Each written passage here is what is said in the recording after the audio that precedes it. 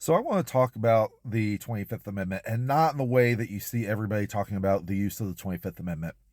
Everybody's saying, oh, we need the 25th Amendment, the president out. It's never going to happen. Let's just be blunt. Section 4 is a logistical nightmare to get rid of a president. And I think that's a huge reason we have people like Pete Hegseth and Howard Lutnick and Lyndon McMahon in the cabinet, because they're never going to say, let's get rid of Donald Trump. They're just too much of butt kissers to make that happen. What I really want to talk about is Section 2 of the 25th Amendment, because this is where it's going to get a little interesting.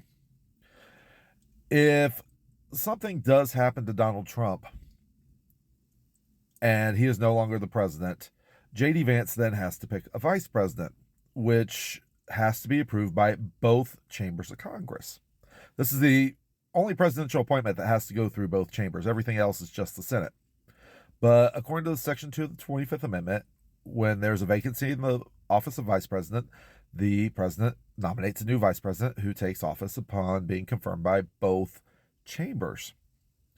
Let's think about that. Let's look at the reality of what's going on in the country today.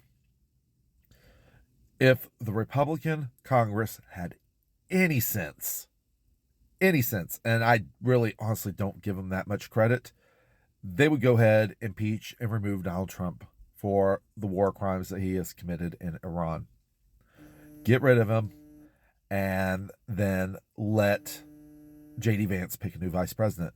Because after January 3rd, 2027, when the new Congress sits, and there's definitely going to be a Democratic majority in the House and very likely a Democratic majority in the Senate, he's never going to get a vice president